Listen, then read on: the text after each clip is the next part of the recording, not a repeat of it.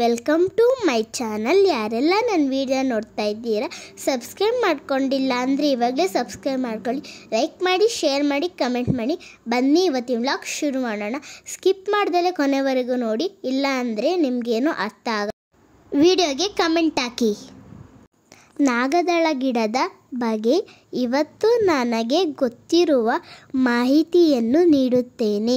ನಾಗದಳ ಗಿಡವನ್ನು ಹಲವು ಹೆಸರುಗಳಿಂದ ಕರೆಯುತ್ತಾರೆ. ನಾಗದಳ ಗಿಡ, ಕಾಳಿಂಗ ಗಿಡ, ಮೊಳೆಕಾಳಿನ ಗಿಡ, ಶಿವದೆಲೆ, ಹಾವು ನಂಜಿನ ಗಿಡ ಎಂದೆಲ್ಲ ಕರೆಯುತ್ತಾರೆ. ನಮ್ಮ ಗಾರ್ಡನಲ್ಲಿ ಮನೆ ಸುತ್ತ ತುಂಬ ನಾಗದಳ ಗಿಡಗಳಿವೆ. ಏಕೆಂದರೆ ಯಾವುದೇ ಕೀಟವಾಗಲಿ ಹಾವುಗಳಾಗಲಿ ಬರಬಾರದೆಂದು ಹಾಕಿದ್ದೇವೆ. ಇದು ಒಂದು ಆಯುರ್ವೇದಿಕ್ ಗಿಡವಾಗಿದೆ.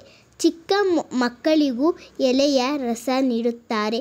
ಮನುಷ್ಯರಿಗೂ ಜ್ವರ, ಶೀತ, ಕೆಮ್ಮು, ನೆಗಡಿ ಇದಕ್ಕೆಲ್ಲ ನಾಗದಳ ಗಿಡ ಸೊಪ್ಪು ರಾಮಬಾಣವಾಗಿದೆ. ಮನುಷ್ಯರಿಗಲ್ಲದೆ ಪ್ರಾಣಿಗಳಿಗೂ ಸಹ ಈ ಸೊಪ್ಪು ಉಪಯೋಗವಾಗುತ್ತದೆ. ಹಸುವಿಗೆ ಬಾವಾದಾಗ, ಕುರಿ ಮೇಕೆಗೆ ಜ್ವರ ಬಂದಾಗೆಲ್ಲ ಈ ಸೊಪ್ಪನ್ನು ಬಳಸುತ್ತಾರೆ. ಈ ಗಿಡಕ್ಕೆ ಯಾವುದೇ ಗೊಬ್ಬರದ ಅವಶ್ಯಕತೆ ಇಲ್ಲ. ಈ ಗಿಡವನ್ನು ಬೀಜದಿಂದಲೂ ಬೆಳೆಸಬಹುದು, ಕಟ್ಟಿಂಗ್ ಇಂದಲೂ ಬೆಳೆಸಬಹುದು. ಈ ಗಿಡಕ್ಕೆ ನೀರನ್ನು ಹಾಕಿದರೆ ಸಾಕು.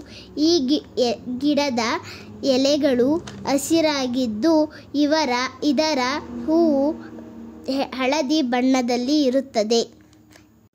ಈ ಗಿಡದ ಬೆಳೆಸುವುದು ತುಂಬ ಸುಲಭ.